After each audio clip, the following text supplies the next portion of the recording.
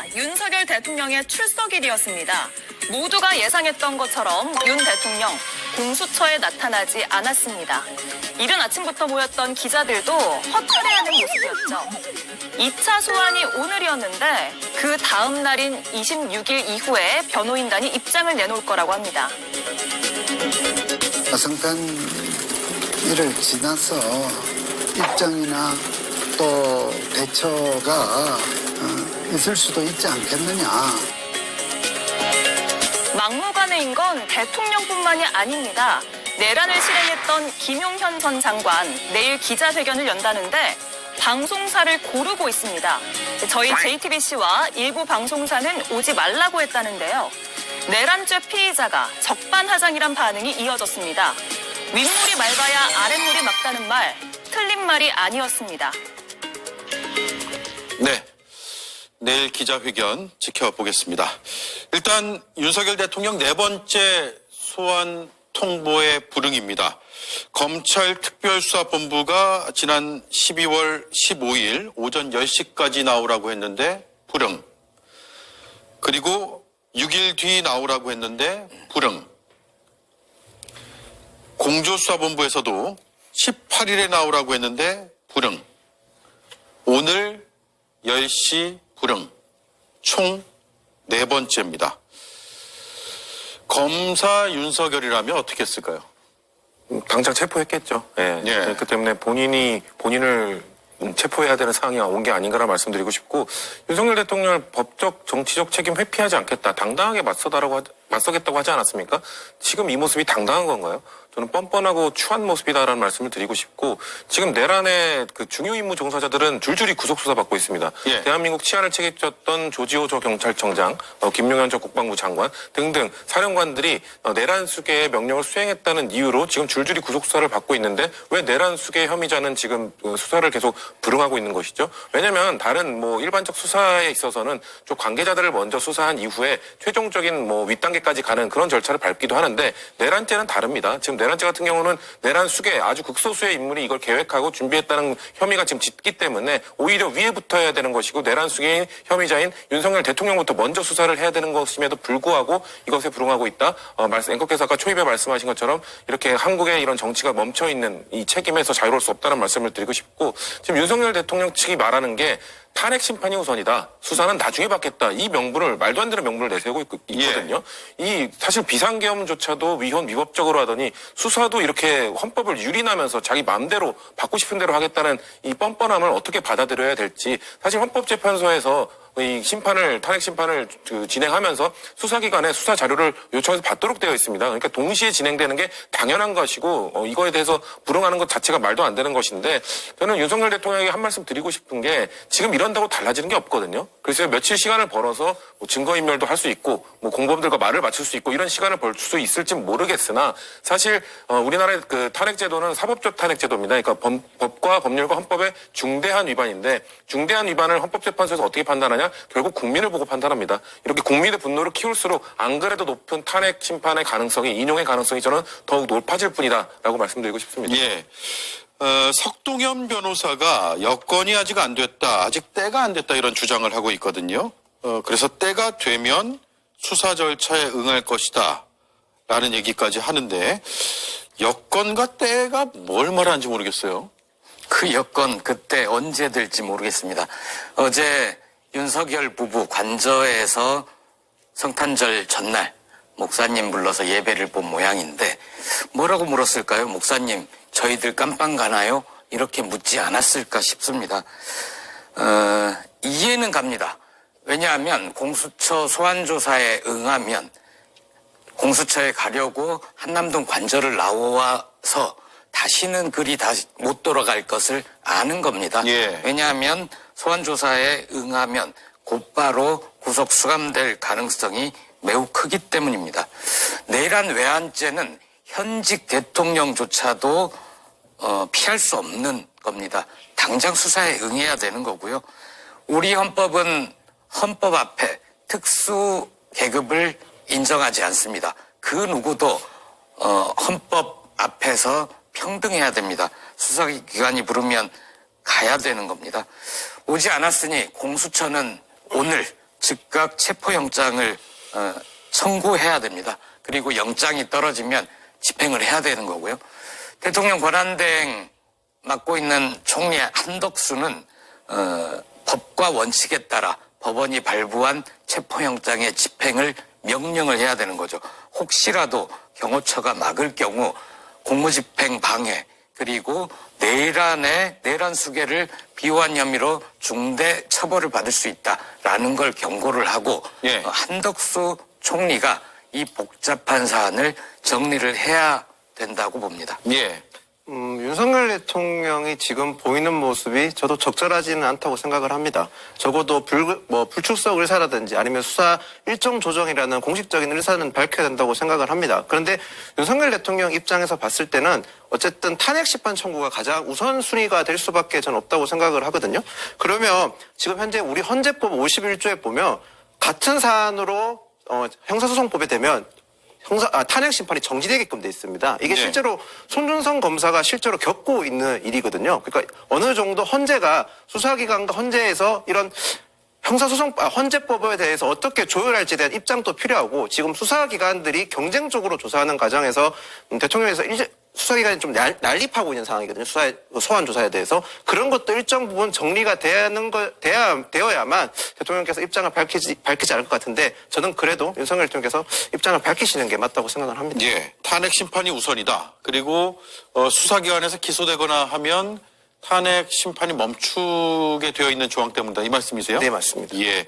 그 조항을 한번 나중에 다시 한번 따져보죠. 그게 필수적으로 따라야 되는 조항인지 아닌지는 의견이 좀 다를 수도 있을 것 같습니다. 자, 어쨌든 지금 체포 가능성이 있어서 관저 밖을 못 나온다라는 의견을 주셨는데 공수처는 아직 체포영장을 청구할 단계는 아니다라는 취지의 입장을 냈거든요. 망설이고 있는 것으로 보이시나요? 외견상으로는 공수처가 망설이는 것처럼 보이죠. 그 공수처장이 국회에 출석해서 뭐라고 했습니까? 체포영장은 너무 먼 것 같다라고도 얘기했었고 또 내일 대통령께서 공수처에 출석하시는 시간을 꼭 내주시기를 기대한다. 마치 우리 결혼식 청첩장에도 쓰지 않을 만한 그 극존칭을 써가지고 많은 비판을 듣고 있습니다. 예. 그래서 일각에서는 공수처가 대통령과 한 몸이 아니냐, 대통령에게 시간을 벌어주기 위한 조직으로 전락한 것은 아니냐라는 의혹을 제기하고 계시는 분들이 계신데 저는 좀 생각이 다릅니다. 저는 공수처가 대통령을 좀 더 완벽하게 체포하기 위한 빌드업을 쌓고 있다라고 생각을 하거든요. 지금까지 공수처가 문재인 대통령 때 출범한 이후로 별다른 성과를 보이지 못했습니다.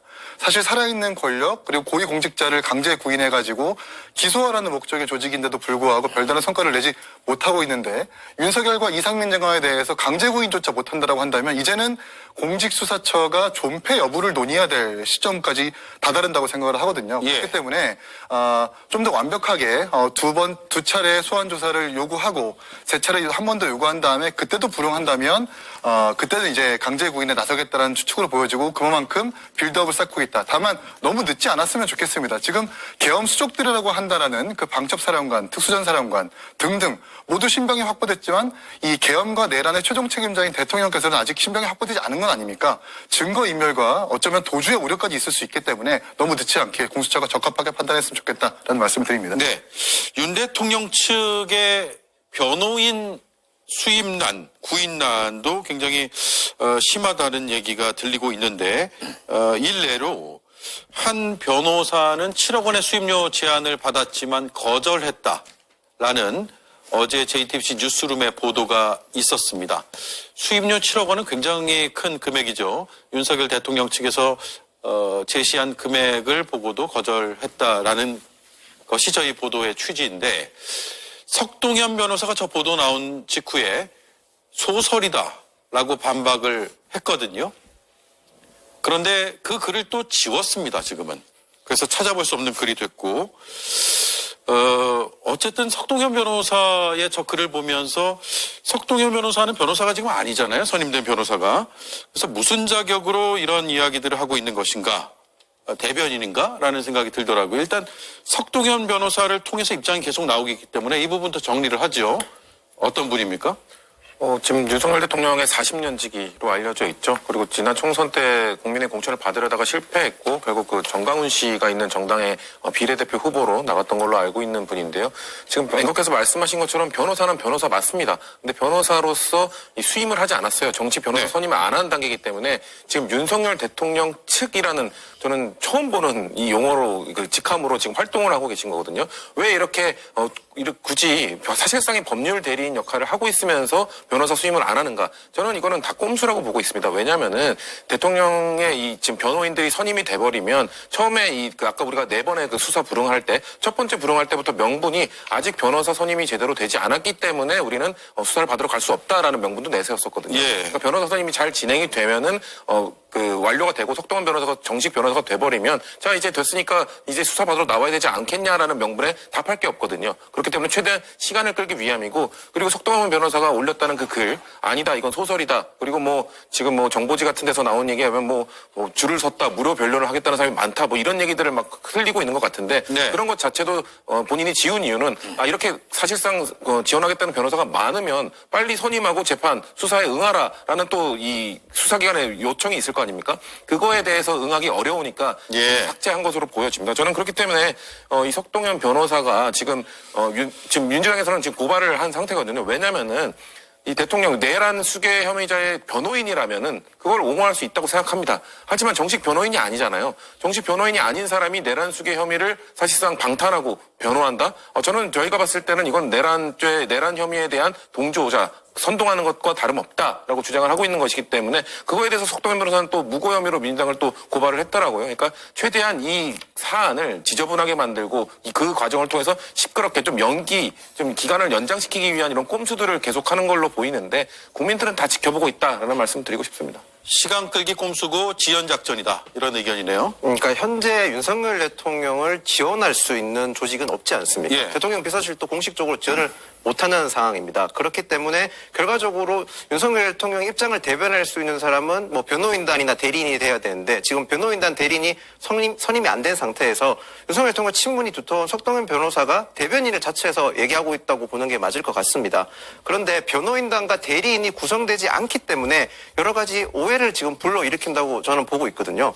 특히 변호인과 대리인이 구성되지 않음으로써 발생하는 각종 뭐 여러 가지 아까 정보지 얘기도 나왔지만 그런 얘기들이 많이 자생되는 거는 결국 어느 정도 윤석열 대통령 측에서 자초한 면이 있다. 저도 그렇게 봅니다. 거기다가 헌법이라든지 내란을 전문으로 다룬 변호사가 생각보다 많지 않다는 법조계 의견이 많더라고요. 그렇기 때문에 이런 구설수나 논란을 차단하려면 최대한 빠른 시일 내에 변호인과 대리인을 선임하는 게 저는 맞다고 생각을 합니다. 예. 어쨌든 뭐 하루 걸러 하루씩 입장을 대신 내주고 있기 때문에 석동현 변호사는 어떤 자격이고 자신이 무엇인지 지금 현재 무슨 상태로 이것을 하고 있는지는 분명히 좀 밝혔으면 좋겠습니다. 왜냐하면 국민을 상대로 설명을 하는 일을 하고 있기 때문에 누구나 다 공적으로는 이름과 직함을 걸면서 하잖아요. 그래서 자신이 대변인이다. 차라리 이렇게 밝히는 것도 좀 필요해 보일 것 같긴 하네요. 어쨌든 조응천 전 의원은 이런 얘기를 했어요. 대통령의 법률 대리인 구성 지원이 안 하는 게 아니라 못하는 게 더 맞다. 그 이유가 여기 있다라고요. 들어보시죠. 못하는 게 더 맞을 겁니다. 아마 이 사건 맡았다면 한 3에서 5년 정도는 대기업 사건 못할걸요? 현실적으로 이 득부단 실이 많은 거기 때문에 거기다가 전 국민이 저 TV로 중계방송으로 다 봤기 때문에 참 맡기가 힘든 거죠, 이거는. 자, 안 하는 거냐 못 하는 거냐를 넘어서 일단 시간이 계속 가고 있기 때문에 지금 계엄 선포한 지 3주 지났어요. 탄핵 소추안 의결이 열흘이 넘었습니다. 이 법률 대리인 핑계로 시간을 계속 끌 가능성은 남아있죠. 남아있지만 이제 법률 대리인 선임을 핑계로 더 시간을 끄는 것은 배척이 됐죠. 이미 헌재 심리도 27일 날 하겠다라고 선포를 했고 네. 공조본과 검찰도 계속해서 소환을 요구하는 것을 보면은 법률 대리인 선임은 더 이상 시간 지연의 전략으로 효과적으로 쓰이지는 못하는 것 같습니다. 예. 정말 변호인들이 맡기 싫어하는 것 같아요. 이 과거의 사례를 보면 노무현 대통령 때 2004년이었나요? 탄핵소추안이 국회에서 통과됐을 때 그때 당시에는 탄핵소추안 의결 나흘 만에 12명의 메모드급 변호인단이 바로 꾸려졌습니다. 그때 당시엔 정권 초기였었고 또 탄핵 반대 여론이 높았었고 다툼의 여지가 분명하다고 봤기 때문에 법조인들이 스스로 자처했었죠. 박근혜 대통령 때는 그때도 구인난이 마찬가지였었습니다. 물론 유영하 변호사의 케이스가 있지만 유영하 변호사는 사실 정치적 야심이 있었기 때문에 맡아선 쳤더라도 사실 메모드급 변호인단이라기보다는 일반 평 변호인 조금은 알려지지 않은 로펌의 변호인들이 선임이 됐었고 예. 탄핵 인용 하루 전까지만 막 계속해서 하루 전이라도 계속해서 변호인이 선임되는 그런 구인난을 겪었었다. 이 점을 미뤄봤을 때 법조인들이 생각했을 때 변호인들이 생각했을 때 탄핵 그러니까 내란을 변호하고 계엄을 엄호하는 그런 변호인으로 주홍글씨로 작용될 수 있기 때문에 법조인들이 알아서 기피를 하는 것이고 그에 따라서 아마 윤석열 대통령 측이 변호인 선임에 좀 곤란한 좀 공국을 겪고 있는 것이 아닌가라는 예측을 해보게 됩니다. 네. 우리 법체계내에서는 변호인을 못 구하면 국선 변호인 제도도 있기 때문에 충분히 활용을 하는 것도 권해드립니다. 자, 김용현 전 장관 측이 기자회견을 하겠다. 이거 사실 지금 내란 피의자이고 기자회견에서 무슨 말을 할지가 상당히 주목이 됩니다. 누구나 기자회견을 할 수 있고 자신들의 입장을 밝힐 수는 있겠죠. 근데 지금 수사에는 진술거부권을 행사하고 있는 것으로 알려지고 있는데 수사에 적극적으로 임하지 않으면서 여론전에 나선 거 아니냐 이런 생각도 듭니다. 그런데 또 오지 말라는 것도 있어요. 저희도 오지 말라 그러고 MBC도 오지 말라 그러고 이거 어떻게 봐야 됩니까? 내란 속에 윤석열이 수사기관도 고르고 언제 출석할지 이런 것도 자기가 고르고 소환 시기도 저울질하고 그러니까 이 내란의 주범들 주요 업무 종사자들도 따라하는 것 같습니다. 이 피의자들이 기자회견을 통해서 노리는 건 뭘까 곰곰이 생각을 해보면 입을 맞추는 행위 아니겠습니까? 이 기자회견을 하면 생방송이 되거나 언론을 통해서 보도가 되면 네. 한남동 관저에 숨어있는 윤석열도 그걸 보고 김용현은 이렇게 진술을 할 작정이구나. 그럼 나도 거기에 맞춰서 나중에 혹시라도 조사에 임할 경우 그렇게 해야 되겠다. 자기들끼리 입을 맞추게 될 수 있습니다. 김용현의 태도가 언제 바뀌었었냐면 윤석열 대국민 담화 몇 차례인지 모르겠지만 국민과 끝까지 싸우겠다. 그 대국민 담화 이후 김용현이 진술 거부를 하고 좀 입장이 바뀌게 됩니다. 네. 그래서 일단 이 피의자의 기자회견, 피의자 쪽의 기자회견 보장해야 하는가에 대한 의문이 좀 있고요. 또 하나는 이자들이 특정 언론, JTBC, MBC 이런 곳은 오지 말라고 했을 때 저는 언론사들이 당신들이 이렇게 특정 언론사를 취재를 거부한다고 하면 우리는 당신을 취재하지 않겠다. 언론사 전체가 그렇게 응대할 수도 있습니다. 물론 김용현 쪽의 반론권도 보장을 해야 되고 네. 표현의 자유가 있으므로 보장은 해야 되겠으나 언론사는 마찬가지로 취재의 자유도 있는 거 아닙니까? 특정 언론사를 배제한다면 우리도 가지 않겠다. 이 정도의 동료의식은 보여줘야 되는 것 아닌가. 저는 그렇게 생각합니다. 네. 자, 여론전에 나섰다라는 생각도 들었는데 김보엽 의원 말씀 들어보니까 대국민 메시지가 아니라 김용현 전 장관 측의 기자회견은 윤석열 대통령을 향한 메시지 전달로도 볼 수 있겠다는 생각도 막 들었습니다. 그러면 더 가야겠는데요? 오지 말라 그래도? 예. 알겠습니다. 오지 말라고 한다고 해서 섭섭하지가 않더라고요. 이 정도로 하고요. 지금 화면에는 조금 전 헌법재판소 인근의 모습을 화면을 통해서 전해드리고 있습니다. 성탄절 오늘도 시민단체에서 탄핵 촉구를 위한 집회를 헌법재판소 인근에서 열고 있습니다. 오늘 많이 춥고 또 성탄절이기도 한데 현장에서 탄핵에 대한 염원을 모으기 위해서 꽤 많은 분들이 시민들이 참여해 주셨네요. 자, 탄핵 소추와 함께 맞이한 두 번째 성탄절. 이렇게 이름 붙이니까 좀 불행해 보입니다. 짧게 한 말씀씩 들어볼까요? 성신 의원님?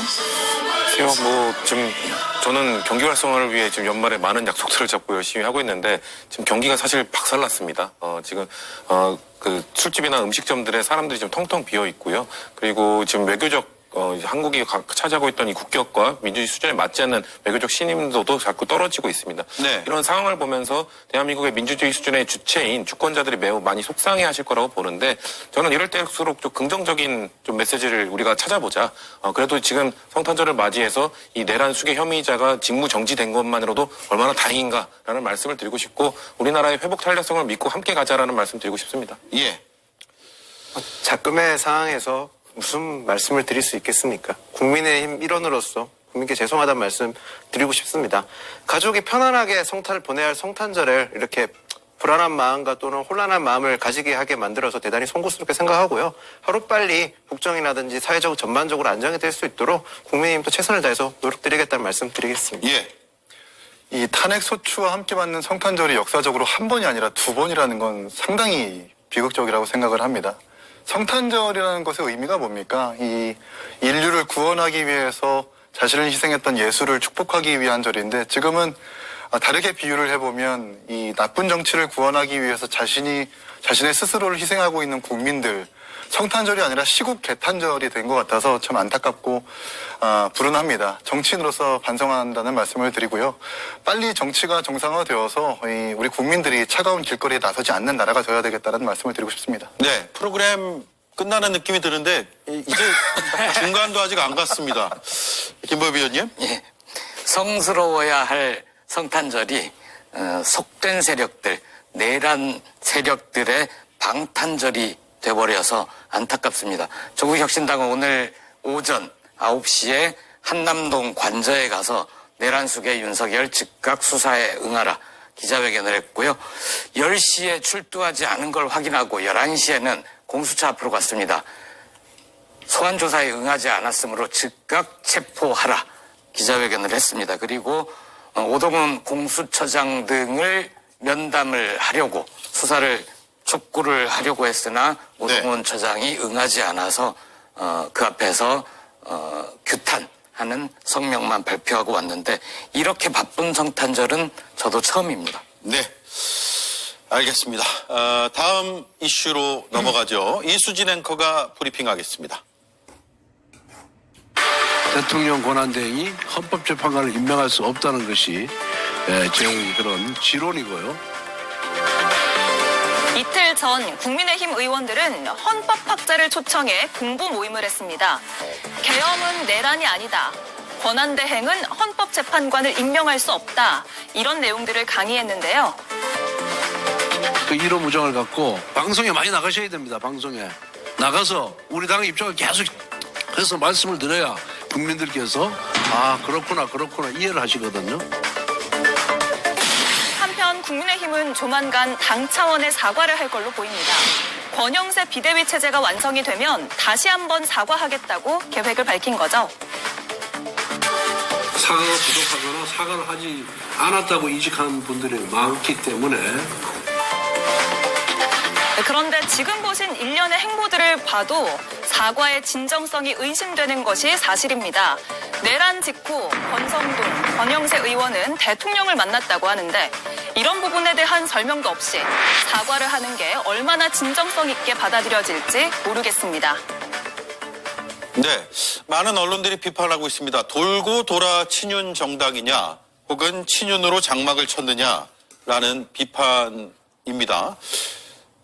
충분히 국민들도 그렇게 느낄 것 같아요. 그렇죠. 지금 사실 국민의힘은 누가 이끌 것인가가 중요한 게 아니라 어디로 이끌 것인가가 중요한 상황이거든요. 그러니까 내란 동조 정당으로 갈 것인가 아니면 보수 재건을 위한 정당의 길을 갈 것인가 이걸 선택해야 되는 부분인데 네. 저는 권영세 의원에 대한 뭐 개인적 감정은 없습니다. 근데 그분 제가 알고 있었기에는 되게 온건하고 합리적인 부분으로 기억을 하고 있었는데 지금 비대위원장 지명받은 이후로 지금 나오는 메시지 몇 개의 메시지만 보더라도 그래봐야 친윤은 친윤이다라는 생각이 들더라고요. 결국 지금 정상적인 대한민국의 집권 여당이라면 지금 이 정도 상황이 왔으면 자 이제 탄핵 심판은 이제 헌법재판소의 시간으로 온 것이다. 우리는 헌법재판소가 공정하게 판단을 할 수 있도록 절차나 이런 것들을 도와주면서 우리는 민생 안정을 위해서 야당과 협의해서 국정협의체를 잘 이끌어가겠다라는 메시지가 나와야 정상적인 집권 여당인 거거든요. 근데 지금 나오고 있는 뭐 권성동 권한대행이나 이 권영세 그 비대위원장 지명자의 발언들을 보면 결국 탈환액을 반대하고 내란에 동조하는 쪽으로 방향키를 잡고 있거든요. 저는 이렇게 가면은 심각한 국민적 저항에 부딪힐 수밖에 없다는 말씀을 드리고 싶고 그리고 지금 뭐 사과한지 모르는 국민들이 많다? 아니 지금 12월 3일 이 4주가 다 되도록 좀 이 정도 상황이면 국민의힘 108명 의원 다 의총을 열든 다 함께 나와가지고 로텐더블이든 어디든 가서 대국민 사과했었어야 되는 것 아닙니까? 어떻게 이렇게 뻔뻔하게 사과도 한번 제대로 하지 않아 놓고 뭐 지금까지 사과 많이 했지만 계속 하라면 더 하겠다라는 식으로 마치 국민들을 호도하는 듯한 거짓말하는 듯한 이런 메시지들을 보면서 전 국민들이 더 분노할 거라고 보고요. 4주 뒤에 있을 글쎄 그러니까 4주 뒤가 아니라 4주 만에 하게 되는 그 사과를 진정성을 국민들이 과연 믿어줄까? 저는 전혀 아닐 거라고 생각하고요. 권영세 비대위원장이 지금이라도 제발 내란 동조 정당이 아닌 합리적인 보수 정당을 재건하는 길로 본인의 방향키를 돌리기 바랍니다. 예. 권영세 의원이 비대위원장 지명 직후에 어제였습니다. 이런 말을 남겼죠. 일단 들어보겠습니다. 뭐 단합이 안 되고 그래서 당의 안정이 안 된 상태에서 어떻게 당을 바꿀 수가 있겠어요. 그래서 그런 부분에서 당의 화합 안정과 쇄신은 다 필요하다고 이렇게 생각합니다. 그렇다면 우리가 대선을 생각할 때는 아니고 국민의 신뢰를 받는 정당으로 다시 태어나기 위해서 무슨 일을 해야 될지 고민하는 게 그게 제일 중요하다고 생각합니다. 네. 첫 메시지가 단합입니다. 그런데 이런 의문이 들어요. 단합을 깬 게 이른바 탄핵 찬성표를 색출하겠다고 했던 친윤계 아닌가? 그런데 이제 와서 단합을 얘기하나? 친한계에선 그런 물음을 가질만 할 것 같아요. 그러니까 일단 저희가 비대위원장을 선출할 때 이번에 처음에는 원내 인사도 약간 거론이 됐었습니다. 처음에는. 예. 근데 궁극적으로 원내 인사가 됐다는 점은 원내 갈등을 수습하겠다는 의미로 봐야 되는 게 맞을 것 같습니다. 지금 사실 저희 당의 갈등이 뭐 당 내부에 많지만 가장 언론에 많이 주목된 건 결국 원내에서 일어난 갈등이지 않습니까? 그 원내 갈등을 수습하기 위해서 권영세 의원이 아무래도 중진 의원이면서 동시에 저희 당무 경험도 굉장히 많으시거든요. 예. 사무총장도 지냈을 만큼 당무 경험도 많기 때문에 당의 갈등을 어느 정도 좀 조율할 수 있지 않을까라는 기대 심리로 해서 지금 선정됐다고 보는 게 맞을 것 같습니다. 그리고 아까 성취현 의원님께서 사과를 저희 당에서 잘 많이 안 했다고 하시는데 물론 국민 여러분께서 눈높이에 맞지 않겠지만 한동훈 당대표도 사퇴하시면서 국민께 사과드린 점이 있다는 점 말씀드리겠습니다. 예. 자, 일단 여당의 비대위원장이 검사 출신. 물론 검찰에서 나온 지 꽤 오래됐습니다. 벌써 이제 다선 의원이니까요. 그리고 원내대표도 검사 출신, 대통령도 검사 출신, 전직 대표도 검사 출신 해서 확실히 검사 출신 인사가 많구나라는 생각을 했고 검사 출신의 친윤 투톱이 당을 맡게 될 것으로 보이기 때문에 이들은 그러면 앞으로 무엇을 할 것인가? 의 궁금증으로 자연스럽게 이어질 수밖에 없을 것 같습니다. 지금 국민이 원하는 게 다양하잖아요. 아주 오래전엔 사과를 요구했고 대통령과의 절연을 요구했고 탄핵에 찬성하라고 요구했고 내란으로 규정해달라고 요구했고 빠른 수사를 촉구해달라고 힘을 실어달라고 요구했는데 지금 나오는 건 그 아주 처음 제가 언급한 것 중에 가장 처음인 사과를 검토하겠다는 얘기가 나와요. 김보엽 의원님. 그러니까 지금 국민의힘은 국민들이 요구해온 여러 가지 요구를 다 뭉개고 거꾸로 했죠. 사과를 앞으로 하겠다면 무슨 사과를 할까요? 비상계엄을 성공하지 못해서 죄송합니다. 이렇게 사과할까요? 아니면 윤석열 대통령의 탄핵을 막지 못해서 죄송합니다. 이렇게 사과를 할까요?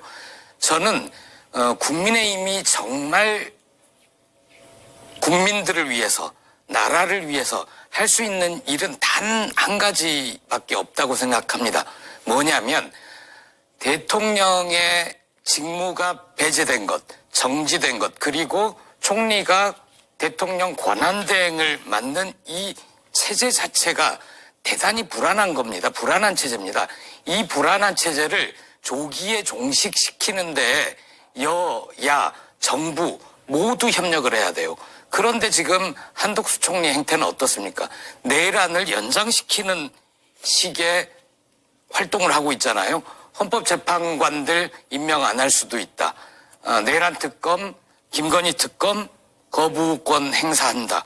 이런 것들이 뭐냐면 일찍 이런 불안한 체제를 종식시킬 의지가 없는 겁니다. 예. 저는 여기에 내란의 힘, 국민의힘도 동조를 하고 있다고 봅니다. 자꾸 이 불안정한 체제를 오래 가지고 가는 것, 단일한 목표 하나예요. 이 불안한 체제를 연장하는 건 이 상태에서 대선을 치렀다가는 권력을, 정권을 내줄 수밖에 없다. 그렇기 때문에 우리가 체제를 정비할 시간을 버는 게 중요하다.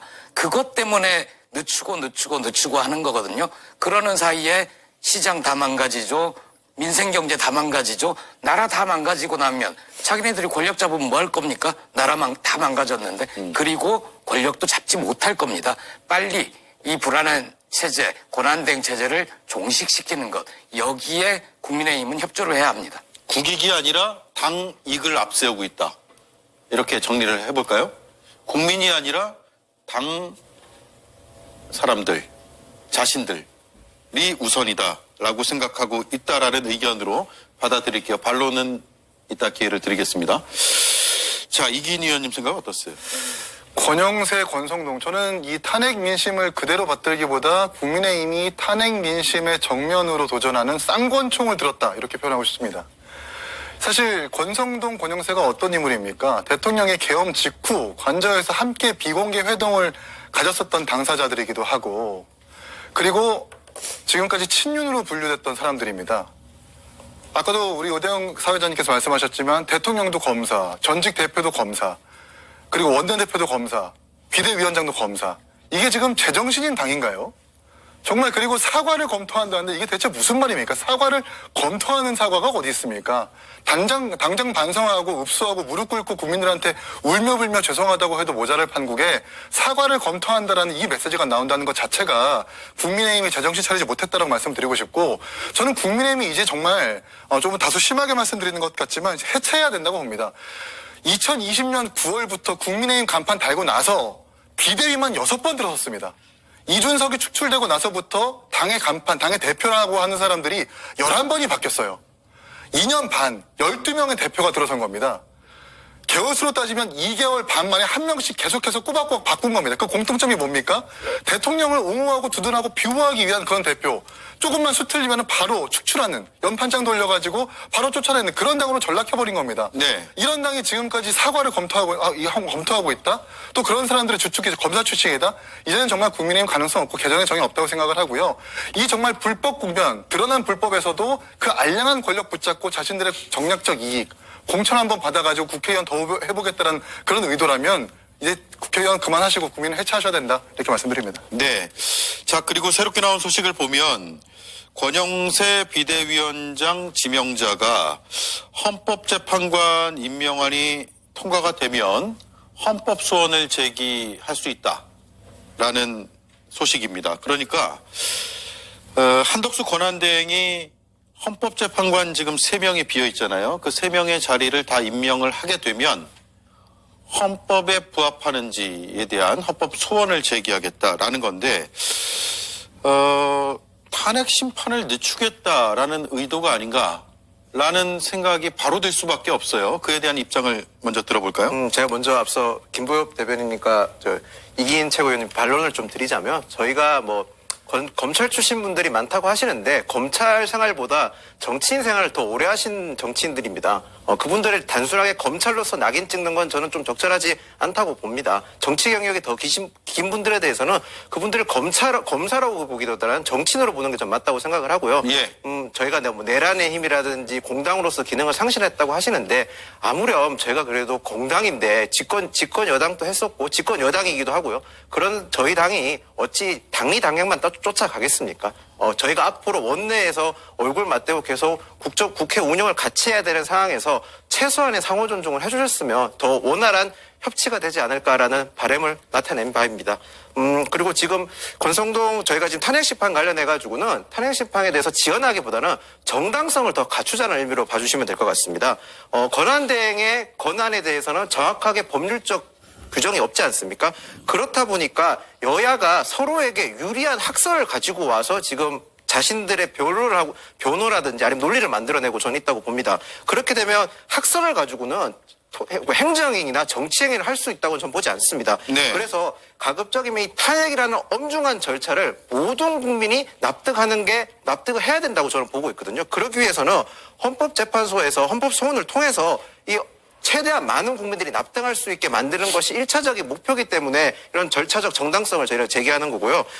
헌재에서는 단순하게 일반 법원처럼 법리만 보고 판단하는 게 아니라 국민적 여론이나 정치적 여론, 사회적 여론을 모두 함께 복합적으로 판단하는 거기 때문에 이런 절차를 반드시 거쳐야만 저는 좀 더 절차적 정당성을 가질 수 있다. 그래서 저희가 이렇게 준비하고 있다는 점을 말씀드리겠습니다. 네. 자, 잠시만요. 예. 조금 전 들어온 소식에 따르면 물론 한 언론의 단독 보도이기 때문에 조금 더 확인은 해봐야겠지만 권영세 비대위원장 지명자와 통화한 언론 보도에 따르면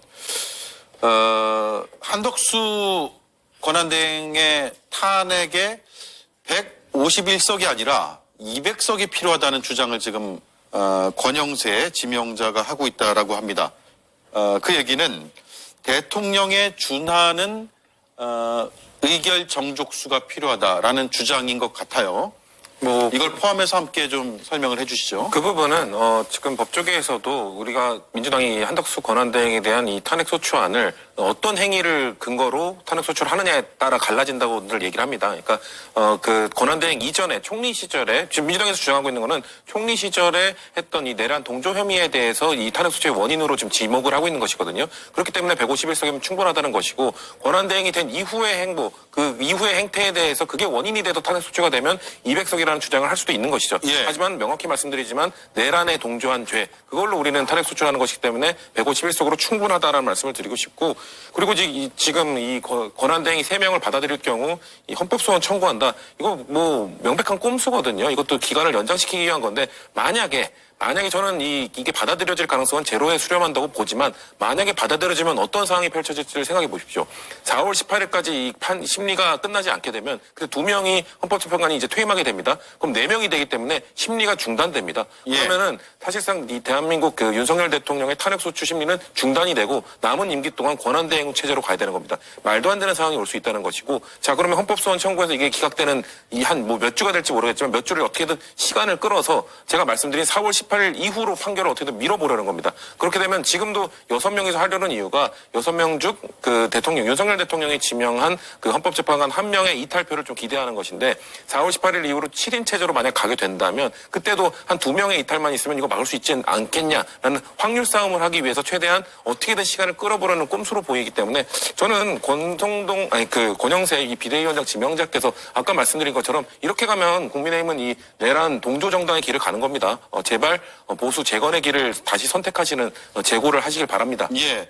자, 그래서 이런 것들을 쭉 종합해서 의견을 들어보면 결국 조기 대선이 있다면 그 조기 대선의 날짜를 최대한 뒤로 늦추려고 하는 것이 지금 국민의힘의 목표가 아니겠느냐. 그렇지 않고서야 국민적인 요구들을 이렇게 무시하는 듯한 모습을 보이면서 자신의 주장들만 할 수 있을까라는 생각이 들고 그래서 그 사이에 정치적인 상황 변화를 노리는 것 이런 것들을 포함해서 벚꽃 대선이 아니라 장미 대선이 아니라 단풍 대선이 아니라 첫눈 대선 뭐 이런 얘기까지 나온다는 거 아니에요? 그런 의도가 있다고 보세요?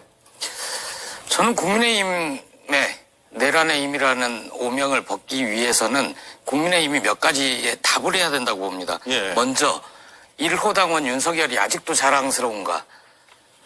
국민의힘은 윤석열의 복귀를 바라는가? 국민의힘은 현재 한덕수 대통령 권한대행이라는 이 불안한 체제가 장기간 지속되기를 바라는가? 이 3가지를 여쭤보고 싶고요.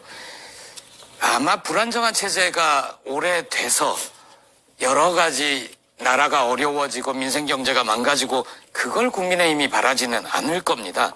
그렇다면 한덕수 총리를 포함해서 야, 정 모두가 현재의 불안정한 시스템을 조기에 종식시키는 것, 여기에 지혜와 힘을 모아야 된다고 생각을 합니다. 윤석열의 탄핵은 탄핵이고 대선은 대선입니다. 조기에 대선을 치르면 국민의힘이 불리하고 좀 늦게 있다가 전열을 정비를 해서 치르면 국민의힘이 이길 수 있다. 이런 망상은 좀 안 가져졌으면 좋겠습니다. 윤석열이라는 사람을 대통령으로 밀어 올린 정당이 다시 한번 국민들에게 또 우리에게 정권을 주십시오. 이런 염치 없는 소리를 어떻게 합니까? 그리고 다음 정부가 들어서면 국민의힘은 지금 내란에 동조하고 내란 세력을 비호한 이 행위에 대해서 위헌정당 심판 대상이 될 수 있습니다.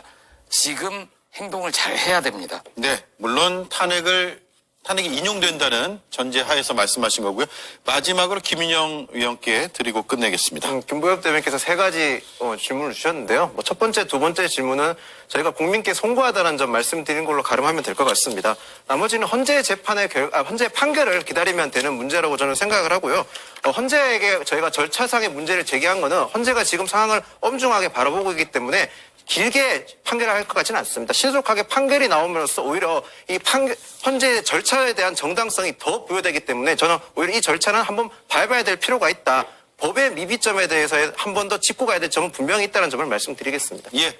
자, 여기까지 하죠. 평소보다 조금 일찍 끝냈습니다. 성탄절 저녁을 잘 보내시라는 의미로 제가 드리는 선물입니다. 고맙습니다.